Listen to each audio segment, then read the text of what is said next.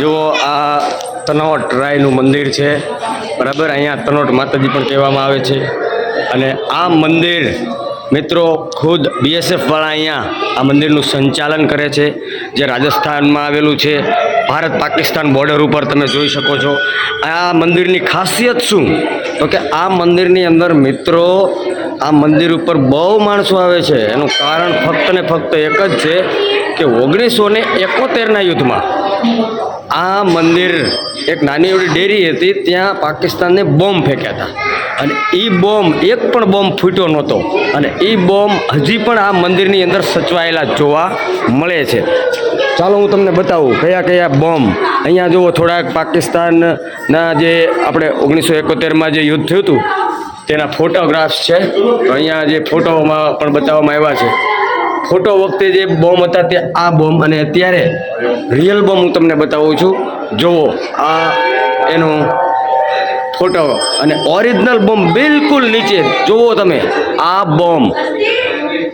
Bomb છે મિત્રો, આ બહુ સાચવીને રાખ્યા છે, અહીંયા બધા લોકો જોઈ શકે છે। આ બીજા બોમ્બ 2, ત્યાર પછી ઉપર જુઓ ફોટો આપણા ઇન્ડિયન આર્મી જવાનોનો, અને આ બોમ્બ જે મિત્રો આ જે ફોટો તમે જોવો છો આ ફોટો છે ભૈરવસિંહ રાઠોડ, જે આપણે બોર્ડર ફિલ્મમાં જોઈએ છીએ। સુનિલ શેટ્ટીએ જે રોલ કર્યો છે તે આ ભૈરવસિંહ રાઠોડ પોતે અસલી એનું કિરદાર નિભાવ્યું છે બોર્ડર પિક્ચરમાં। અને આ બોમ્બ જુઓ મિત્રો। ત્યાર પછી આગળ આવી રીતે જો અહીંયા પણ 2 બોમ્બ છે, આ બધા આપણા વોરિયર્સ છે।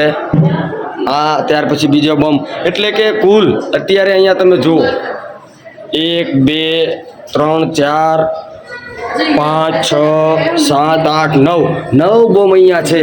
આ બોમ્બ પાકિસ્તાને ફેંક્યા હતા પરંતુ ફૂટ્યા નહીં મિત્રો। આ માતાજીનું એક ચમત્કાર કહેવાય, એટલા માટે અહીંયા ઇન્ડિયન આર્મી આ મંદિરની પૂજા કરે છે, સંચાલન કરે છે। ખરેખર એકવાર અવશ્ય પધારો। જય તનોટરાય।